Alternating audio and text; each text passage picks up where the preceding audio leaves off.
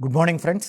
నేను మీ Phaneeshwar sir from T సాట్.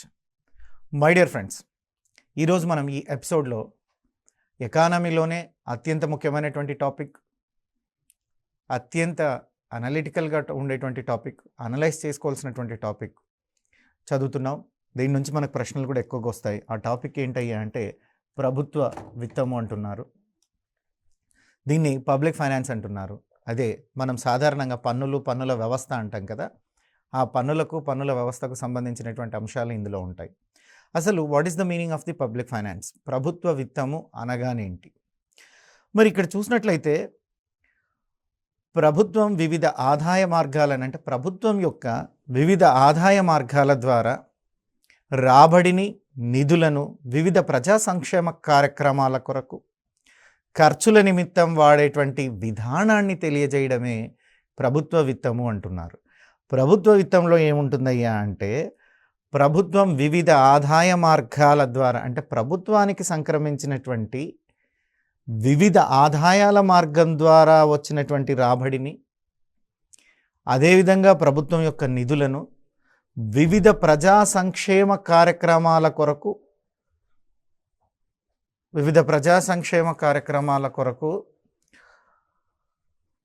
వాడేటువంటి దాన్ని, ఆ కార్యక్రమాల కొరకు ఖర్చు నిమిత్తం వాడేటువంటి విధానాన్ని తెలియజేయడాన్నే మనం ఏమంటున్నాం? ప్రభుత్వ విత్తము అంటున్నాం. That's the definition for the public finance. Here ప్రభుత్వానికి రకరకాల ఆదాయ మార్గాలు ఉంటాయండి. ఆ వివిధ ఆదాయ మార్గాల ద్వారా వచ్చినటువంటి రాబడిని, అంటే ప్రభుత్వ రాబడి.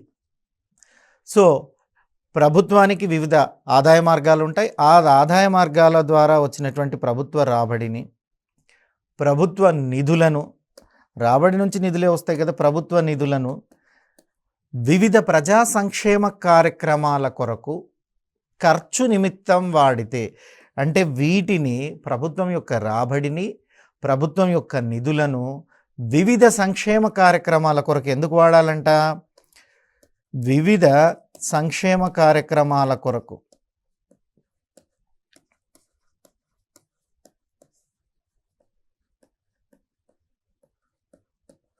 ఈ వివిధ సంక్షేమ కార్యక్రమాల కొరకు ఖర్చు నిమిత్తం వాడే విధానాన్ని, అంటే ఖర్చు చేసేటువంటి విధానాన్ని, ఏ విధంగా ఖర్చు పెడతారు, ఖర్చు కొరకు చేసే విధానాన్ని మనం ప్రభుత్వ విత్తం అంటున్నాం. అంటే ప్రభుత్వ విత్తం ఏం తెలియజేస్తుందయ్యా అంటే ప్రభుత్వానికి వివిధ ఆదాయ మార్గాల వచ్చేటువంటి రాబడిని, అదేవిధంగా ప్రభుత్వం యొక్క నిధులను, అదేవిధంగా చూసినట్లయితే వివిధ ప్రజా సంక్షేమ కార్యక్రమాలకు ఎంత నిధులను ఖర్చు చేస్తున్నారు, ఏ విధంగా ఖర్చు చేస్తున్నారు అన్నటువంటి విషయాన్ని తెలియజేసేటువంటిదే ప్రభుత్వ విత్తము, పబ్లిక్ ఫైనాన్స్. అంటే ఈ పబ్లిక్ ఫైనాన్స్లో ఏం చేస్తుందంటే ప్రభుత్వం యొక్క ఆదాయ మార్గాల ద్వారా, అంటే ప్రభుత్వం యొక్క ఆదాయ మార్గాల ద్వారా వచ్చినటువంటి రాబడిని గురించి మనం డిస్కస్ చేస్తున్నాం. ఆ రాబడితో పాటు ప్రభుత్వ నిధులను, ఈ రాబడిని, ప్రభుత్వ నిధులను ప్రజా సంక్షేమ కార్యక్రమాల కొరకు ఏ విధంగా వాడుతున్నారు, ఏ విధంగా వినియోగిస్తున్నారు అన్నటువంటి దాన్ని తెలుసుకోవడమే ప్రభుత్వ విత్తంగా మనం చెప్తున్నాం. మరి ప్రభుత్వ విత్తంలో చూసినట్లయితే ఇక్కడ మనం ఖర్చులు అన్నాం, దాన్నే ప్రభుత్వ వ్యయం అన్నటువంటి అంశం. ఇది ఒక ప్రాధాన్యత సంతరించుకున్నటువంటి అంశం. మరి ప్రభుత్వానికి ఎలాంటి వ్యయాలు ఉంటాయి అన్నటువంటి దాని గురించి మనం చర్చించే ముందు, ప్రపంచమంతా చూసినట్లయితే 1929-30 సంవత్సరంలో గొప్ప ఆర్థిక మాంద్యాన్ని ఎదుర్కొంది అని చదువుతున్నాం. మరి 1929-30 సంవత్సరంలో చూస్తే ప్రపంచమంతా కూడా గొప్ప ఆర్థిక మాంద్యం, అంటే ఇక్కడ వచ్చినటువంటి దాన్ని చూసినట్లయితే ఆర్థిక మాంద్యం, మందగమనం అన్నటువంటివి ఉంటాయి. వీటిని చూడాలి. ఆ రోజు అంటే 1929-30 బిట్వీన్ గురించి మనం మాట్లాడుతున్నాం. ఈ 1929-30 బిట్వీన్లో ప్రపంచమంతా కూడా చూసినట్లయితే ఆర్థిక మాంద్యాన్ని ఎదుర్కొంది. ఒక రష్యానే ఎదుర్కొనలేదు, ఆ రోజు ప్రణాళికను అనుసరించిందని మీరు ప్రణాళికలు చాప్టర్ చదివేటప్పుడు మీరు చదువుతూ ఉంటారు. వాస్తవం ఏంటంటే 1929-1930 సంవత్సరంలో ఇది రావడం అన్నటువంటిది జరిగింది. మరి అలాంటి వచ్చినటువంటి ఆర్థిక మాంద్యం కారణంగానే ఈ ప్రభుత్వ వ్యయం అన్నటువంటిది పెరిగింది. ఎప్పుడైతే మాంద్యం వచ్చిందో ప్రభుత్వం వేరే యాక్టివిటీస్ చేయాలనింది, దాని కారణంగా మాంద్యం కారణంగా వ్యయం పెరిగింది. ఇకపోతే 1936వ సంవత్సరంలో ప్రఖ్యాత ఆర్థికవేత్త జేఏ కీన్స్ ప్రత్యేక ఆర్థికవేత్త కీన్స్ రచించినటువంటి general theory of employment, interest and money. So general theory of employment, interest and money అనేటువంటి రచనతో ప్రభుత్వ విత్తానికి సంబంధించినటువంటి ప్రాచుర్యం పెరిగింది. సో ప్రభుత్వ విత్త శాస్త్రం గురించి ప్రాధాన్యత, ఇంపార్టెన్స్ అన్నటువంటిది 29-30లో పబ్లిక్ అంతగా తెలియదు. కానీ ఆ రోజు ప్రభుత్వ విత్తం అన్నటువంటిది పెరిగింది. సో ప్రభుత్వం వ్యయం అన్నటువంటిది పెరిగింది. ఎందుకు పెరిగిందయ్యా అంటే ఆర్థిక మాంద్యం పరిస్థితులలో అది వ్యయం పెరిగింది.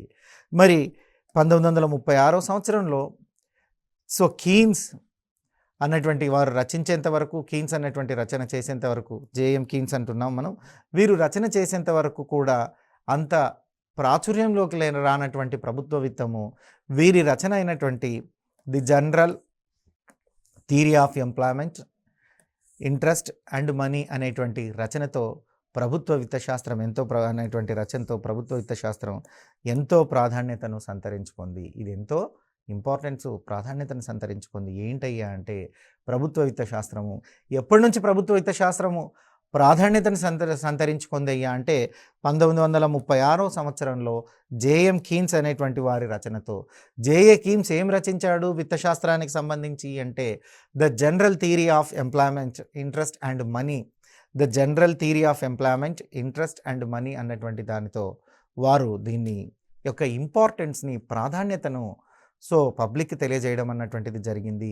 ఈ పుస్తకం మార్కెట్లోకి రిలీజ్ అయ్యి ఈ పుస్తకాన్ని చదివిన తర్వాత ప్రభుత్వ విత్తశాస్త్రానికి ప్రాధాన్యత అన్నటువంటిది పెరిగిందని చెప్పవచ్చును.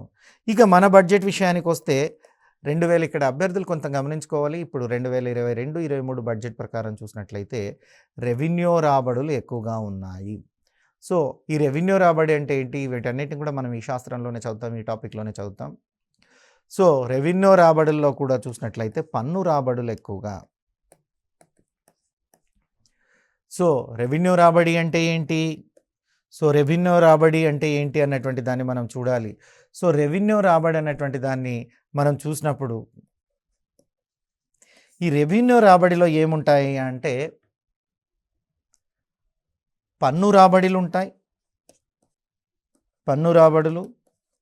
రెండోది పన్నేతర రాబడులు ఉంటాయి.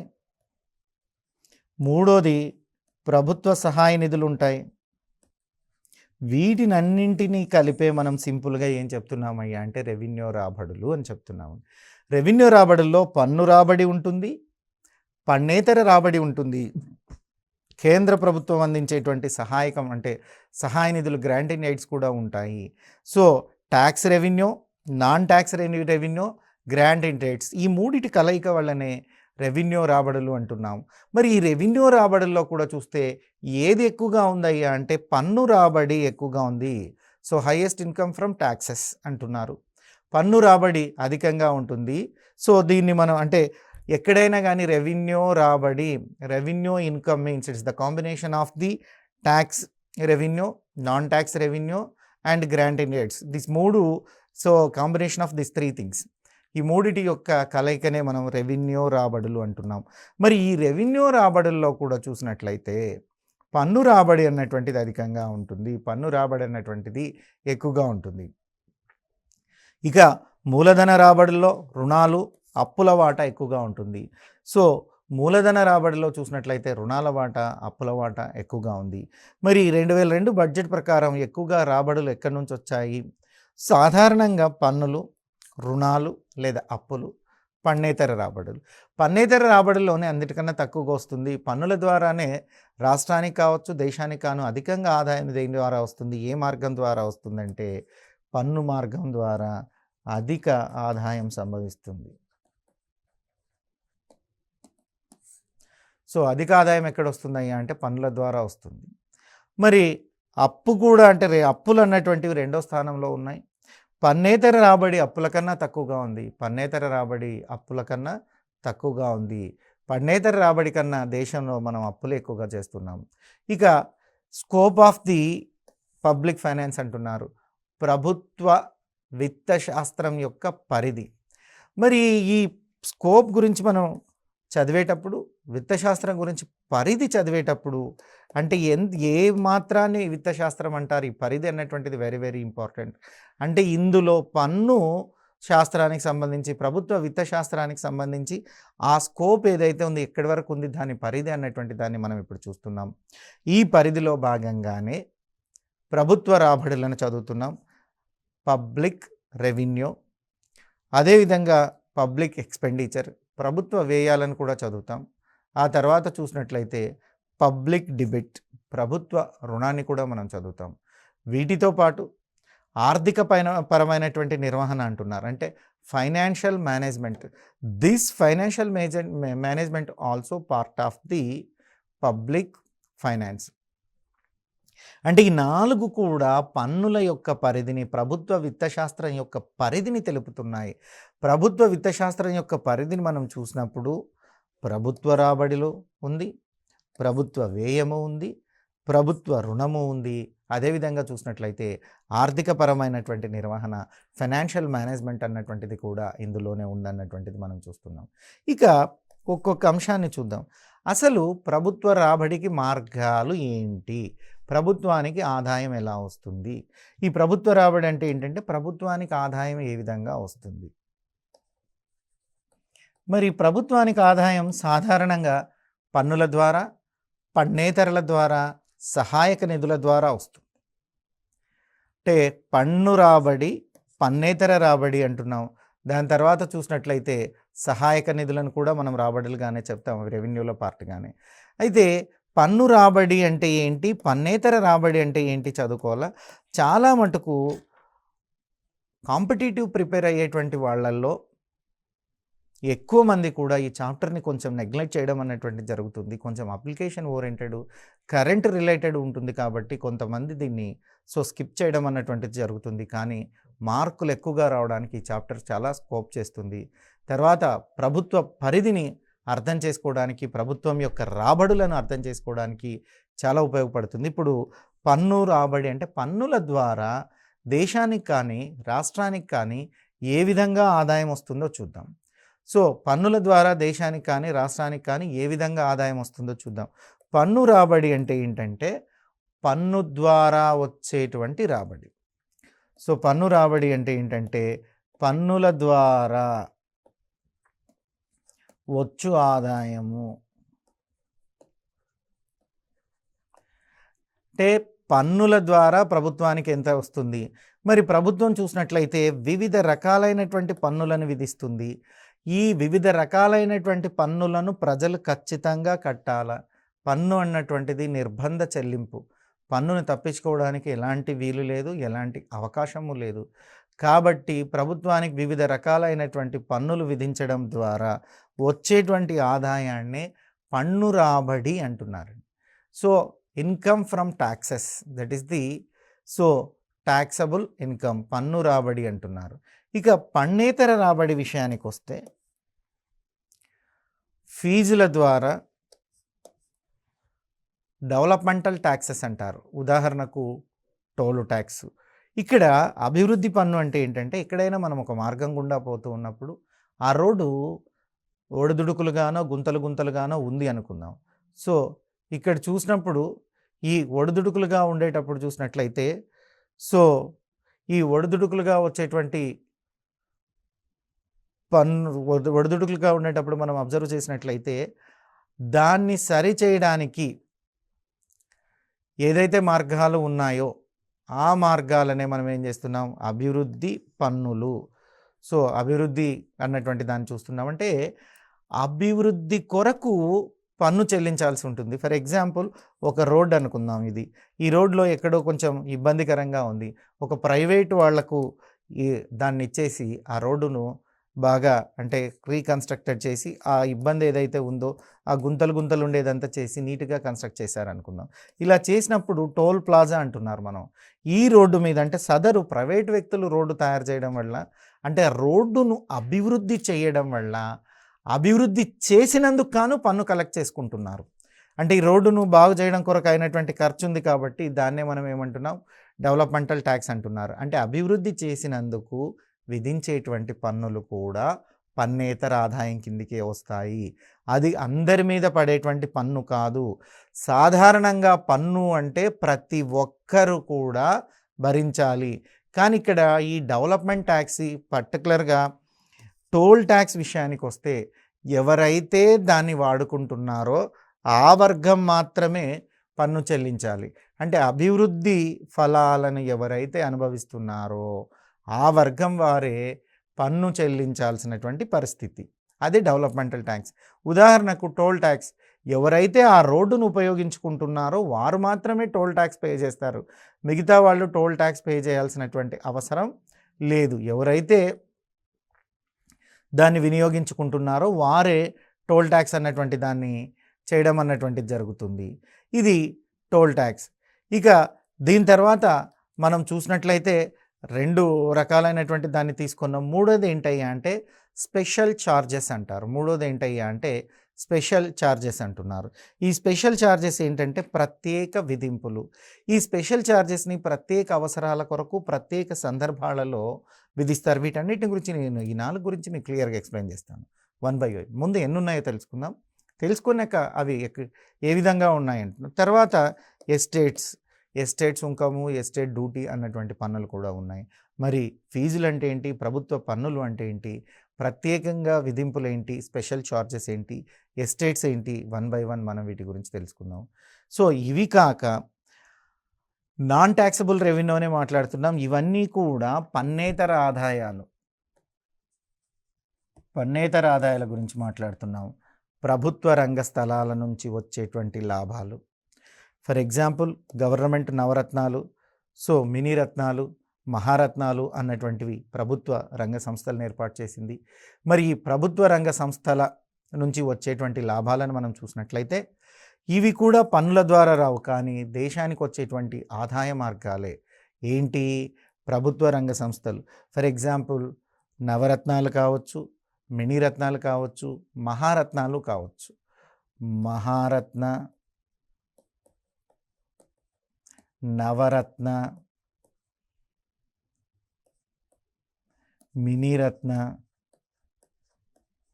అంటే మహారత్న, నవరత్న, మినీ రత్న ఈ 3 ప్రభుత్వ రంగ సంస్థలు. ఇలాంటివి చాలా ప్రభుత్వ రంగ సంస్థలు ఉన్నాయి. ఉదాహరణకు బిఎస్ఎన్ఎల్, సో తర్వాత చూస్తే హెచ్పి హిందుస్థాన్ పెట్రోలియం, తర్వాత చూసినట్లయితే gas agency of India, coal India, రకరకాలు ఉన్నాయి. ఈ ప్రభుత్వ రంగ సంస్థల నుంచి వచ్చేటువంటి లాభాలు కూడా ప్రభుత్వం పన్నేతర ఆదాయం కిందనే చూపిస్తుంది. అంటే అవి పన్నుల ద్వారా రాలేదు. ప్రభుత్వ రంగ సంస్థల మీద ప్రభుత్వం పెట్టినటువంటి పెట్టుబడులకు ప్రతిఫలంగా లాభాలు వచ్చాయి. ఇక వడ్డీ రాబడులు.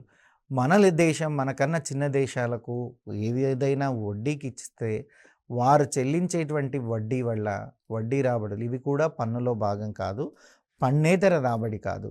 ఇక తర్వాత చూసినట్లయితే విరాళాలు, గ్రాంట్లు, కానుకలు. విరాళాలు అన్నటువంటివి దాన ధర్మాల కిందకి ఇచ్చేటువంటివి. ఇవి వాలంటరీగా ఇస్తారంటే ఇవి స్వచ్ఛందంగా ఇచ్చేటువంటివి. కాబట్టి విరాళాలను మనం పన్నులని చెప్పాం. ఇవి సహాయకంగా ఇచ్చేటువంటివి. అదేవిధంగా గ్రాంట్లు కానీ, విరాళాలు కానీ, కానుకలు కానీ ఫ్రీ గిఫ్ట్లు సహాయకంగా వచ్చేటువంటివి. సహాయకంగా ఎవరైనా ఇస్తే ఇలాంటి ఉంటే విరాళాల రూపంలో కానీ, గ్రాంట్ల రూపంలో కానీ, కానుకల రూపంలో కానీ ఎవరైనా మనకు వీటిని ఇవ్వడం అన్నటువంటిది జరిగితే వాటిని మనము పన్నులుగా భావించము, పన్నేతర ఆదాయం కిందనే చూపిస్తాము. ఎక్కడైనా ఎవరైనా దివాలా తీసినప్పుడు, ప్రభుత్వం జప్తులు చేసినప్పుడు, వారి ఆస్తులను స్వాధీనం చేసుకున్నప్పుడు, జరిమానాలు విధించినప్పుడు, ఏదైనా తప్పులు చేసినప్పుడు జరిమానాలు విధించినప్పుడు, సో ఇవి కూడా అంటే కోర్టులో జరిమానా విధించడం కానీ, సో కోర్టుల ద్వారా జప్తులు చేయబడడం కానీ, ఇతరత్ర కారణాలతో పనిష్మెంట్స్ ఏవైతే ఉంటాయో వాటినన్నింటినీ కూడా జప్తులు, జరిమానాలన్నింటినీ కూడా మనము నాన్ ట్యాక్సబుల్ రెవెన్యూలో చూపిస్తాం. అంటే పన్నేతర ఆదాయంలో చూపిస్తాం. ఇక ప్రభుత్వ వాణిజ్య ఆదాయాలు అంటే ఇవి ప్రభుత్వ రంగ సంస్థల్ని మనం ప్రత్యేకంగా చెప్తున్నాం. అసలు పార్ట్ ఏంటంటే ప్రభుత్వ వాణిజ్య ఆదాయాలు అంటే ప్రభుత్వం ఎక్కడ పెట్టుబడులు పెట్టి ఎక్కడైతే వాణిజ్యంలో పాల్గొంటుందో, వ్యాపారం చేస్తుందో దాని ద్వారా వచ్చేటువంటి ఆదాయాలన్నింటినీ మనం చూపిస్తున్నాం. ప్రభుత్వం కూడా కొన్ని వ్యాపారాలను నిర్వహిస్తుంది. ఆ ప్రభుత్వ వ్యాపారాల ద్వారా వచ్చినటువంటి ఆదాయం కూడా పన్నేతర ఆదాయమే. ఇక ప్రభుత్వం యొక్క ఆస్తులు, భూములు ఆదాయం. ప్రభుత్వము తమ యొక్క ఆస్తులను అద్దెలకిస్తుంది, భూములను కూడా అద్దెలకిస్తుంది. సో ఎక్కడైనా క్రికెట్ గ్రౌండ్లో క్రికెట్ మ్యాచ్ జరిగినప్పుడు కొంత మొత్తం ప్రభుత్వానికి కూడా వస్తుంది. ఫర్ ఎగ్జాంపుల్ క్రికెట్ని చూసినట్లయితే సో ఎవరైతే భారతీయ క్రికెట్ అసోసియేషన్ ఉందో వారు నిర్వహిస్తున్నారు. అది ఒక ప్రైవేట్ ఆర్గనైజేషన్, అంటే ఒక సంస్థ ప్రభుత్వాధీనంలోనే ఉన్నప్పటికీ కూడా దానికంటూ కొంత ప్రత్యేకత ఉంది. వారు ప్రభుత్వంకి కొంత డబ్బు చెల్లిస్తారు ప్రభుత్వ భూములను వాడుకునేందుకు. ఎవరైనా ఇతర కంపెనీలు కానీ ఇతరత్రాలు కానీ ప్రభుత్వ భూములను వాడితే అద్దెలు చెల్లిస్తారు. ఆ అద్దెల ద్వారా వచ్చేటువంటి ఆదాయము. ఇక టెంపుల్స్ నుంచి కూడా మనకు ఆదాయం వస్తుంది. ఈ టెంపుల్స్ నుంచి వచ్చేటువంటి ఆదాయము పన్నేతర ఆదాయమే. ఇది పన్నేమి కాదు. అంటే గుళ్ళల్లో మనం విరాళాలు ఇస్తున్నాం, దేవుడి పేరిట సహాయాలు ఇస్తున్నాం, మొక్కుబడుల పేరిట మనం దేవాలయాల్లో అనేకమైనటువంటి కార్యక్రమాలు చేస్తున్నాం. అనేక రాబడి అన్నటువంటిది వస్తుంది. ఈ రాబడి కూడా పన్నుల ద్వారా ఏమీ రావట్లేదు. అందుకే మనం వీటన్నింటినీ పన్నేతర ఆదాయంలో చూపిస్తున్నాము. దీని తర్వాత చూసినట్లయితే బెట్టర్లేవి పన్ను, అభివృద్ధి పన్ను. ఇందాకనే మనం చెప్పుకున్నాం డెవలప్మెంటల్ ట్యాక్సెస్ ఏవి ఉన్నాయి, అభివృద్ధి కొరకు పన్ను ఉన్నాయి. ప్రభుత్వం ఏదైనా అభివృద్ధి కార్యక్రమం చేపట్టినప్పుడు ఆ కార్యక్రమానికి అయినటువంటి వ్యయం ద్వారా ప్రయోజనం పొందినటువంటి వారు లేదా ప్రయోజనం పొందినటువంటి వారి నుండి రాబట్టుకోవడానికి అభివృద్ధి పన్ను లేదా అభివృద్ధి లేవి అంటారు.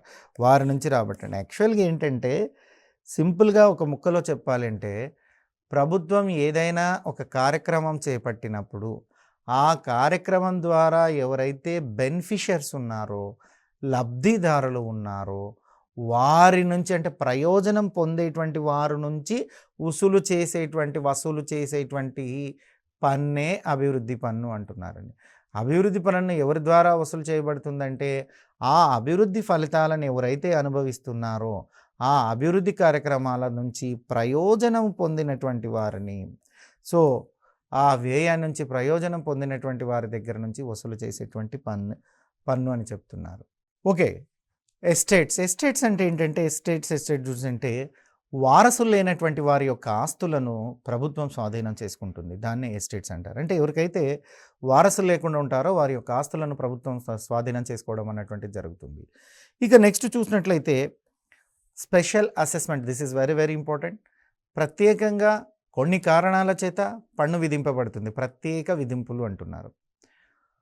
ప్రభుత్వం ఏదైనా అభివృద్ధి కార్యక్రమాల చేపట్టినప్పుడు, అభివృద్ధి కార్యక్రమాలకు సంబంధించినటువంటి ప్రాజెక్టులను చేపట్టినప్పుడు, మౌలిక సదుపాయాల కల్పన చేసినప్పుడు, ఈ రెండు సందర్భాలు జస్ట్ సింపుల్గా ఇక్కడ మనము డెవలప్మెంటల్ యాక్టివిటీస్ చేపట్టింది, అభివృద్ధి కార్యక్రమాలు చేపట్టింది అంటే నథింగ్ బట్ అది ఇన్ఫ్రాస్ట్రక్చర్ కూడా అందులో పార్ట్ అవుతుందండి. అంటే మౌలిక సదుపాయాలు కూడా అభివృద్ధి కార్యక్రమాల్లో భాగంగానే చేస్తారు. ఈ రెండు యాక్టివిటీస్ జరిగినప్పుడు, అంటే ఏదైనా డెవలప్మెంటల్ యాక్టివిటీస్ ప్రాజెక్ట్ తీసుకొచ్చినప్పుడు, మౌలిక సదుపాయాలను కల్పించినప్పుడు, వాటి వలన ఎవరి ఆస్తుల విలువైతే పెరుగుతుందో వారి నుండి ఆ కార్యక్రమానికి అయినటువంటి వ్యయాన్ని ప్రత్యేక విధింపు ద్వారా రాబడతారు. ఇది అంటే ఫర్ ఎగ్జాంపుల్ నాకు ఒక పొలం ఉందనుకుందామండి.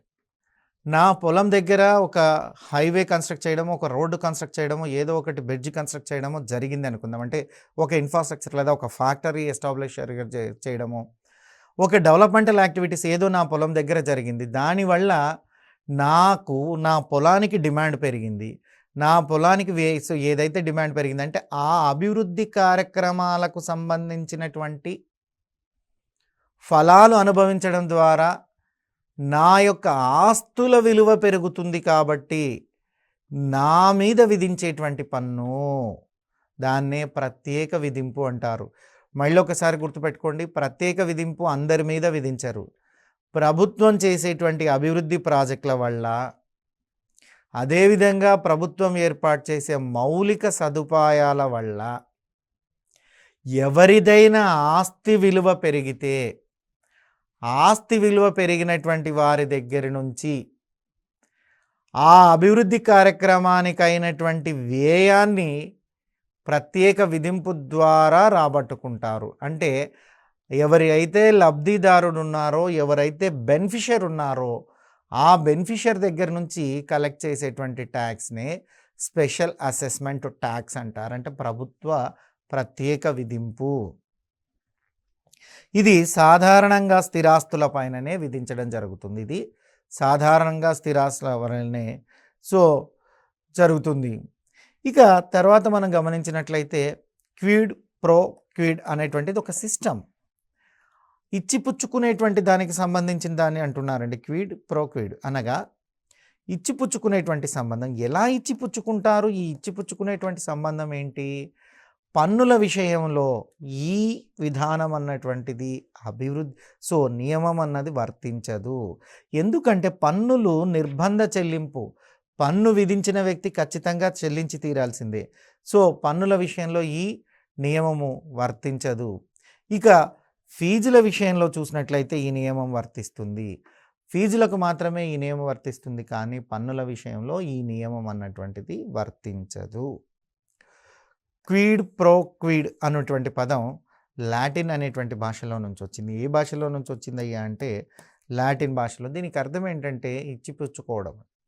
దీనికి అర్థం ఏంటయ్యా అంటే ఇచ్చిపుచ్చుకోవడం. క్విడ్ ప్రో క్యూ అనగా ఇచ్చిపుచ్చుకోవడం అని అర్థం, ఇచ్చిపుచ్చుకోవడం అని అర్థం. పన్నులను మనం చూసినట్లయితే ఈ ఇచ్చిపుచ్చుకునేటువంటిది క్విడ్ ప్రో క్యూ అన్నటువంటిది పన్నులకు వర్తించదు, ఫీజులకు మాత్రమే వర్తిస్తుంది. ఇది ఫీజులకు వర్తించదు. వర్తించును. ఇది ఫీజులకు వర్తిస్తుంది, పన్నులకు వర్తించదు. పన్నులకు వర్తించదు, కేవలం ఫీజులకు మాత్రమే వర్తిస్తుంది. దీన్నే మనం ఏమంటున్నాము? క్విడ్ ప్రో క్యూ అన్నటువంటిదిగా చెప్తున్నాం. ఇకపోతే పన్నుకి ఫీజులకు మధ్య తేడా ఏమైనా ఉందా? ఈ పన్నుకి ఫీజులకు మధ్య ఉండేటువంటి తేడాను చూద్దాం. పన్ను అంటే ఏంటయ్యా అంటే, నేను పన్ను గురించి నిర్వచనం చెప్తున్నాను. పన్ను అనగా ఎలాంటి ప్రత్యేక ప్రయోజనాన్ని ఆశించకుండా ప్రజలందరి ప్రయోజనం కోసం ప్రభుత్వ వ్యయాన్ని భరించడానికి ప్రజలు చేసే నిర్బంధ చెల్లింపే పన్ను. మై డియర్ ఫ్రెండ్స్, పన్నులో మొట్టమొదట మనం తెలుసుకోవాల్సింది ఏంటయ్యా అంటే, పన్ను అన్నటువంటిది ఒక నిర్బంధ చెల్లింపు. అంటే పన్నును తప్పించుకోవడం అనేది ఎవరి వల్ల కాదు. ఎవరైనా పన్ను చెల్లించి తీరాల్సిందే.